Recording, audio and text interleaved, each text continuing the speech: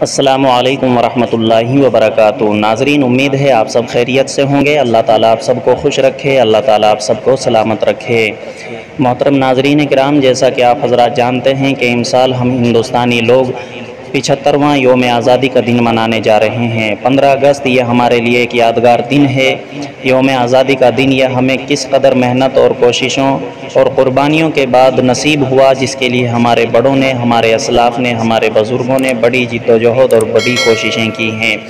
لہٰذا اس تعلق سے جمعیت علماء تلنگانہ و آندھرا پردیش کی جانب سے جنگ آزادی میں علماء اور عوام کا کردار، اس تعلق سے ایک مضمون شائع کیا گیا ہے، وہ میں آپ حضرات کی خدمت میں پیش کرتا ہوں۔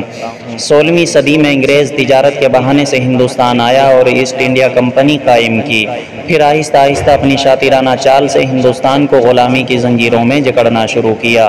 بالآخر ایک دور آیا جب انگریز پورے ملک پر قابض ہو گیا۔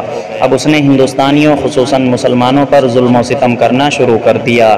مذہبی عبادت گاہوں، مدرسوں، خانقاہوں اور مسجدوں کو تہس نہس کرنا شروع کیا۔ تو اس وقت علماء کرام اور غیور مسلم حکمرانوں نے انگریزوں کے خلاف محاذ کھولا اور اپنے حق کے لیے لڑنے گئے۔ چونکہ انگریزوں نے ملک اور حکومت مسلمانوں سے چھینا تھا، اس لیے تکلیف اور پریشانی بھی مسلمانوں کو زیادہ تھی، اور انگریز بھی مسلمانوں سے ہی خطرہ محسوس کرتے تھے۔ چنانچہ مسلمان اپنے دین کی حفاظت اور ملک کی حصولیابی کے لیے برسر پیکار ہو گئے۔ 1757 عیسوی میں بنگال کے نواب سراج الدولہ گزشتہ جنگوں میں انگریزوں کو شکست فاش دے چکے تھے، لیکن تیسری جنگ میں پلاسی کے مقام پر اپنوں کے در پردہ سازشوں کی وجہ سے انگریزوں سے شکست کھا گئے۔ ہندوستان کو انگریزوں کی غلامی سے نجات دلانے کے لیے ان سے مقابلہ کرنے والے آخری مضبوط چٹان دیوار آہنی ٹیپو سلطان بھی صدا لگاتے ہوئے شہید ہو گئے، یہ کہتے ہوئے کہ شعر کی ایک دن کی زندگی گیدڑ کی 100 سالہ زندگی سے بہتر ہے۔ انگریزوں کے اس اعلان کے بعد کہ مخلوق خدا کی، ملک بادشاہ کا اور کام کمپنی کا، علماء میدان کارزار میں آئے۔ حضرت شاہ عبدالعزیز محدث دہلوی نے فتویٰ دیا کہ اب ہندوستان دارالحرب ہو چکا ہے، کیونکہ یہاں انگریزوں کی حکومت قائم ہو چکی ہے۔ یہی فتویٰ جنگ آزادی کا نقطۂ آغاز ہے۔ 1816 عیسوی میں دہلی میں حضرت سید احمد شہید کی قیادت میں ایک مجلس منعقد ہوئی، جس میں شاہ اسماعیل شہید اور مولانا عبدالحی پیش تھے، جس میں باہم مشورے کے ذریعے عقائد صحیحہ کی ترویج اور معاشرے کی اصلاح کے ساتھ ساتھ انگریزوں کے خلاف آزادی وطن کے لیے جد و جہد تیز کر دی۔ 1857 عیسوی وہ سال ہے جسے انگریز غدر کا سال کہتے ہیں، اور ہندوستانی قوم اس سال کو جنگ آزادی کا سال کہتی ہے۔ 1857 عیسوی میں پورے ملک میں انگریزوں کا تسلط قائم ہو چکا تھا۔ بادشاہت صرف لال قلعے تک محدود ہو کر رہ گئی تھی۔ ہندوؤں اور خصوصاً مسلمانوں پر ظلم و زیادتی کی جا رہی تھی۔ کارتوسوں پر سور اور گائے کی چربی لگانا اور ہندوستانی نژاد سپاہیوں پر زبردستی کر کے دانتوں سے کارتوسوں کو کھنچوانا اور اس جیسے دیگر مظالم کی وجہ سے علماء اکرام نے قریہ قریہ پہنچ کر لوگوں میں انگریزوں کے خلاف تحریک آزادی کی روح پیدا کی۔ دیکھتے دیکھتے پورے ملک میں انگریزوں کے خلاف بغاوت کی چنگاریاں اٹھنے لگی، اور ملک کے کئی حصوں میں انگریزوں کے خلاف عالم بغاوت بلند کر دیا گیا، اور دہلی کے اطراف میں ہزاروں انگریزوں کو گولیوں سے بھون دیا۔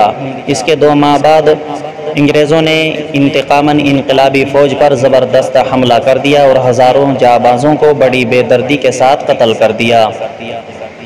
ایک ہندو مورخ رام گپت کے اندازے کے مطابق 1857 عیسوی میں 50,000 سے زائد علماء اور 5 لاکھ سے زائد مسلمانوں کو پھانسیاں دی گئی۔ دہلی کے اطراف و جوانب میں جتنے شہر واقع تھے، تقریباً تمام شہروں میں انگریزوں کے خلاف عالم بغاوت ہوئی، جس کے اصل محرک علماء اکرام تھے۔ شاملی میں انگریزوں کے خلاف لڑنے والے مجاہدین کے ایک جتھے کی قیادت حضرت حاجی امداد اللہ مہاجر مکی، حضرت مولانا قاسم نانوتوی بانی دارالعلوم دیوبند اور حضرت مولانا رشید احمد گنگوہی نے فرمائی۔ جنگ آزادی کے محاذ کو مستحکم کرنے کے لیے شیخ الہند حضرت مولانا محمود حسن دیوبندی نے تحریک ریشمی رومال کی بنیاد ڈالی، اور ملک کی آزادی کے لیے کوشش کرتے رہے۔ اسی دوران شیخ الہند نے مولانا عبید اللہ سندھی اور ان کے رفقا کو کابل روانہ فرمایا، جہاں انہوں نے ہندوستان کی جلا وطن حکومت قائم کی، جس کے صدر مہارانا پرتاپ سنگھ اور وزیر مولانا عبید اللہ سندھی اور مولانا برکت اللہ بھوپالی بنائے گئے۔ یہ اتحاد کی ایک اعلیٰ مثال ہے۔ ہندوستان کی تحریک آزادی میں جمعیت علماء ہند کی خدمات اور کارنامے ملک عزیز کی تاریخ کا وہ روشن باب ہے جسے اس ملک کی تاریخ کبھی فراموش نہیں کر سکتی۔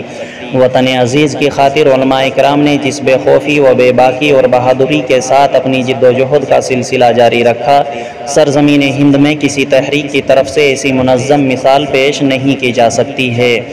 اس سلسلے میں 23 نومبر 1919 عیسوی میں جمعیت علماء ہند کا قیام عمل میں آیا، جس میں ملک کے ہر طبقے کی نمائندگی کی گئی تھی۔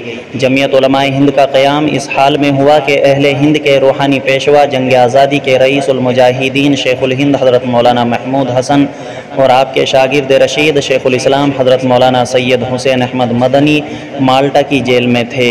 12 مارچ 1920 عیسوی بروز جمعہ حضرت شیخ الہند اپنے رفقا کے ساتھ مالٹا کی جیل سے رہا ہوئے۔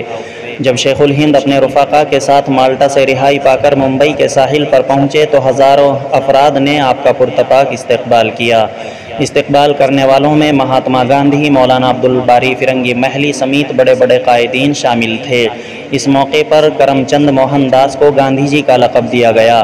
انگریزوں کے ظلم و ستم، خصوصاً جلیانوالہ باغ کے قتل عام کی وجہ سے برادران وطن اور خاص کر مسلمان غم و غصہ اور کرب و اضطراب میں مبتلا تھے۔ شیخ الہند کی تشریف آوری نے اس تحریک کو جلا بخشی اور اب مسلمانوں کا قدم سب سے تیز تھا۔ ہر ایک شخص تحریک آزادی کا متوالا اور اپنی جان کی قربانی کے لیے آمادہ تھا۔ شیخ الہند رحمۃ اللہ علیہ کی برکت تھی کہ پورے ملک میں آپ کی قیادت میں جمعیت علماء ہند کے قائدین ہی مسلمہ قائد تسلیم کیے گئے۔ اس وجہ سے مہاتما گاندھی نے اعتراف کیا تھا کہ میں مولانا محمود حسن رحمۃ اللہ علیہ کی جھولی کا ایک مہرہ ہوں۔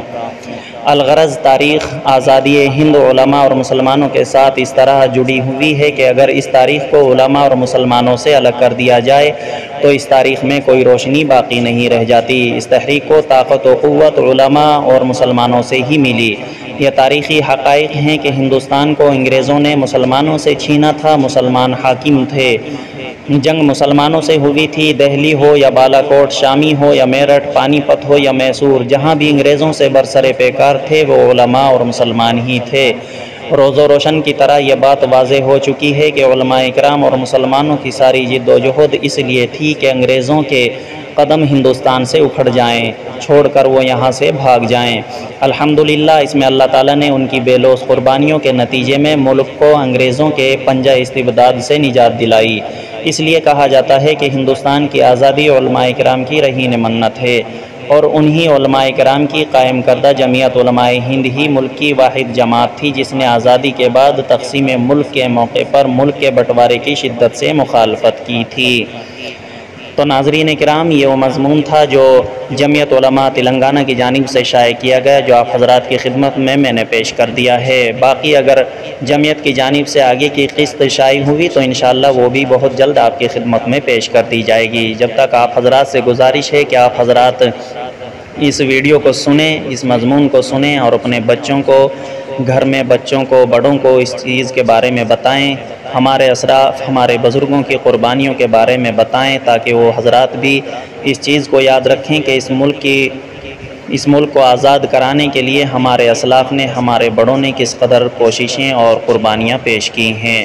آخر میں آپ حضرات سے گزارش ہے کہ آپ حضرات ہمارے یوٹیوب چینل کو سبسکرائب کر لیں تاکہ آپ حضرات کو اسی طرح کی ویڈیوز ملتی رہیں اور آپ حضرات ان سے مستفید ہوتے رہیں۔ جزاکم اللہ خیرا کثیرا واحسن الجزاء۔